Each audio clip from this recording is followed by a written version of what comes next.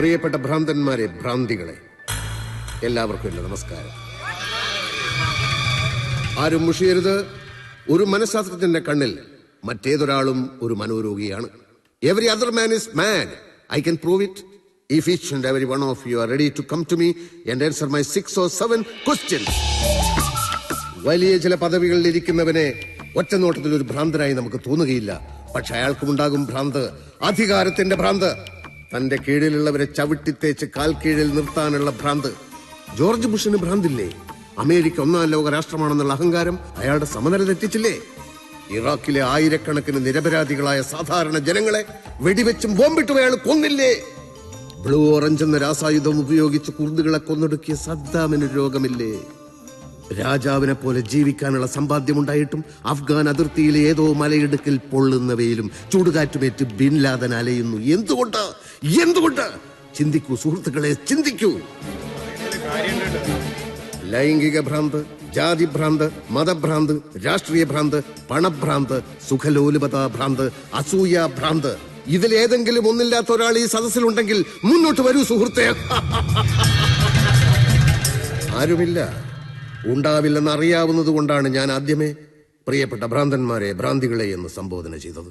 അല്ലെങ്കിൽ വിവേകാനന്ദൻ പറഞ്ഞിട്ടുണ്ടല്ലോ കേരളം ഒരു ഭ്രാന്താലയമാണെന്ന്. പക്ഷേ ഇന്ന് അദ്ദേഹത്തെ വെല്ലുവിളിക്കാനുള്ള ആത്മധൈര്യം എനിക്കുണ്ട്. ഫ്രോയിഡിന്റെയും യൂങ്ങിന്റെയും മറ്റനേകം ലോകോത്തര മനോരോഗ വിദഗ്ധരുടെയും മനസ്സുകളിലൂടെ എത്രയോ ഉറങ്ങാത്ത രാത്രികൾ ചെലവഴിച്ച് ഞാൻ സഞ്ചരിച്ചു. ഇപ്പോഴെനിക്ക് പറയാൻ കഴിയും, സമചിത്തതയുള്ള ഒരു സമൂഹമായി കേരളത്തെ ഞാൻ മാറ്റും. നിങ്ങൾക്ക് കഴിയുമെങ്കിൽ ലാദനെയും സദ്ദാമിനെയും ബുഷിനെയും എന്റെ അടുത്തേക്ക് കൊണ്ടുവരൂ. ഞാൻ മാറ്റാം അവരുടെ അസുഖം. കൊണ്ടുവരൂ.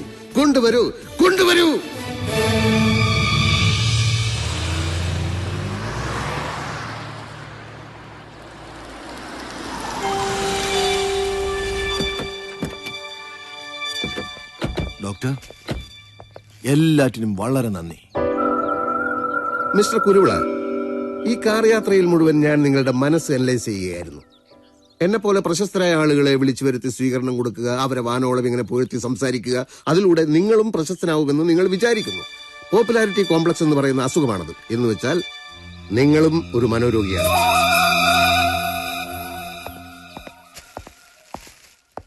നിന്റെ അധിക പ്രസംഗം കഴിഞ്ഞ ഉടനെ കവടിക്കരയിലെ സുകുമാരൻ നായർ ഇവിടെ വിളിച്ചിരുന്നു. എന്താ നിന്റെ വിചാരം? ആളുകളെ കയറി പ്രാന്തമാരെന്ന് വിളിക്കുക? എല്ലൊടിയാതെ നീ ഇവിടെ തിരിച്ചെത്തിയതേ എന്റെ പ്രാർത്ഥന കൊണ്ടാന്ന് കൂട്ടിക്കോ. കഷ്ടം. കുട്ടിക്കാലത്ത് മൂക്കൾ വലിപ്പിച്ച് കിടന്ന ആ കോന്തൻ ചെക്കനായിട്ടാണ് അമ്മ ഇപ്പോഴും എന്നെ കാണുന്നത്. കാലിഫോർണിയയിലും ബ്രസൽസിലും ജനീവയിലും ഞാൻ സഞ്ചരിച്ച നിർത്ത്. ഇത് കേട്ട് എനിക്ക് മതിയായി. നിന്റെ കണ്ണി മറ്റുള്ളവർക്കല്ലേ പ്രാന്ത്, എന്റെ കണ്ണി നിനക്കാ പ്രാന്ത്. ഞാൻ അത് പഠിച്ചു ഇത് പഠിച്ചു ഒരു വലിയ കുന്തടുത്തങ്ങ് മെഴുങ്ങി എന്നൊക്കെ എപ്പോഴും പറയുന്നത് പ്രാന്തായിട്ട് തന്നെയാ. മനുഷ്യനായ നന്ദി വേണം.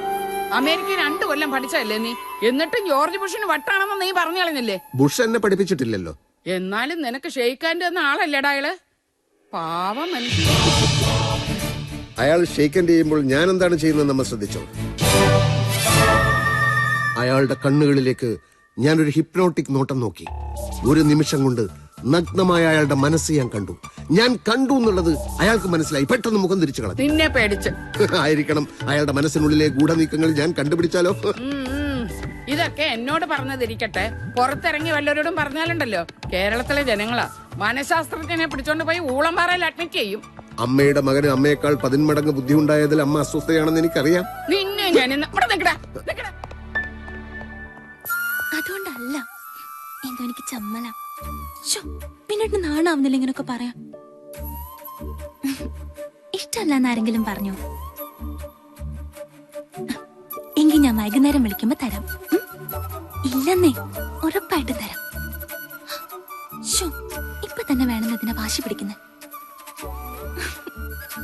ഓക്കെ, ഒരെണ്ണം, ഒരേ ഒരെണ്ണം. പിന്നെ ചോദിക്കരുത്.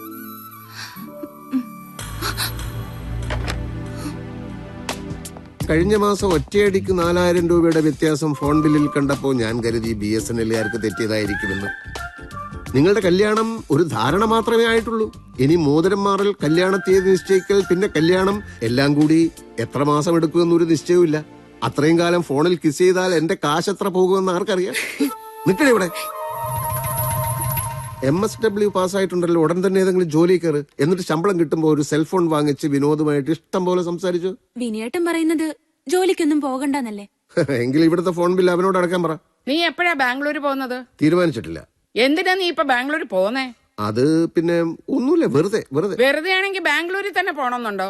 വല്ല നെടുമങ്ങാട്ടോ സുൽത്താൻ ബത്തേരിയിലോ പോയാ പോരെ? അല്ല, ഞാൻ ബാംഗ്ലൂർ പോകുന്ന കാര്യം അമ്മയോട് ആര് പറഞ്ഞു? അതാരെങ്കിലും ആയിക്കോട്ടെ, എന്താ നിന്റെ ഉദ്ദേശം? ഇവളും വിനോദുമായിട്ടുള്ള കല്യാണം തീരുമാനിച്ചിരിക്കാന്നുള്ള ഓർമ്മ വേണം. അതും ഈ ബാംഗ്ലൂരുമായിട്ട് ബന്ധമുണ്ടല്ലോ. വിനോദിന്റെ പെങ്ങളെ അനുപമ ബാംഗ്ലൂരിലല്ലേ പഠിക്കുന്നേ? ഇവളെ പെണ്ണ് കാണാൻ വിനോദിന്റെ കൂടെ അവൾ ഇവിടെ വന്നപ്പോ ഞാൻ ശ്രദ്ധിച്ചതാ. അവളോടുള്ള നിന്റെ ഒരു കുഴച്ചിലും മറിച്ചിലും. അമ്മ വേണ്ടാത്തത് ഓരോന്ന് പറയരുത്. നിന്റെ ഒരു വിരൽ അനങ്ങിയാ എനിക്ക് മനസ്സിലാവും അതെന്തിനാണെന്ന്. നീ ഇടയ്ക്കിടയ്ക്ക് ഫോൺ വിളിക്കാറുണ്ടെന്നോ അങ്ങോട്ട് ചെല്ലുന്നുണ്ടെന്നോ ഒക്കെ അവള് തന്നെയാ പറഞ്ഞത്. ആ കുട്ടി വിളിച്ചോ? നീ ചെല്ലുന്ന ഡേറ്റ് അറിയാൻ. നിന്റെ പകുതി പ്രായമുള്ള ആ കുട്ടിക്ക് വിനോദ് അറിഞ്ഞാ നിന്റെ കാലവൻ തല്ലി ഓടിക്കും. അമ്മ ഞാൻ ഒന്നും മിണ്ടാടാ. എന്നാ ഞാൻ ഇനി സത്യം പറയാം. ലോകമറിയുന്ന മനഃശാസ്ത്രജ്ഞനാവാനുള്ള യാത്രയിൽ മറ്റെല്ലാം മറന്നവനാ ഞാൻ. വിവാഹം, കുടുംബം, കുട്ടികൾ എല്ലാം. ഇപ്പൊ വയസ്സ് ഒരുപാടായി. പക്ഷേ മനസ്സ് ഒരു പ്രഹേളികയാണമ്മേ. അത് നമ്മുടെ നിയന്ത്രണത്തിലല്ല. കടിഞ്ഞാണില്ലാത്തൊരു കുതിരയാണത്. പക്ഷെ അമ്മ ഒന്നുകൊണ്ട് പേടിക്കണ്ട. വയസ്സിന്റെ ഈ കോംപ്ലക്സ് കാരണം ഞാൻ ആ കുട്ടിയോട് ഒന്നും വെളിപ്പെടുത്തിയിട്ടില്ല. ബട്ട്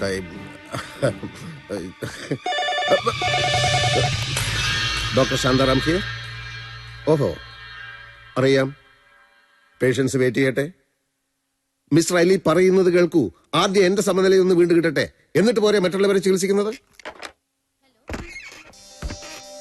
ഡോക്ടറെ കാത്തിരിക്കുന്നവരുടെ ശ്രദ്ധയ്ക്ക്, മനഃശാസ്ത്രജ്ഞന്റെ മാനസിക നില തകരാറിലാണ്. എപ്പോ വരുമെന്നറിയില്ല.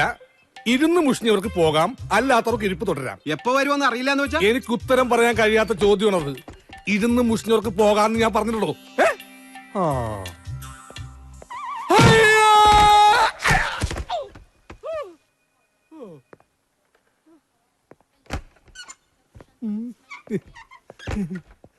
ആരാടാ എന്നെ ഇടം കാലിട്ടത്?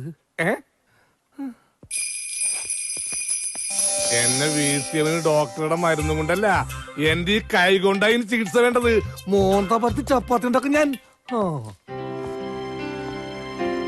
ഡോക്ടർ അകത്തുണ്ടോ അല്ലേ? ഡോക്ടർ എത്തിയിട്ടില്ല സാർ, അകത്തോട്ടിരിക്കാം. സാറ് വന്നിട്ടുണ്ടെന്ന് ഞാൻ ഫോൺ വിളിച്ച് പറയാം. ഓക്കെ.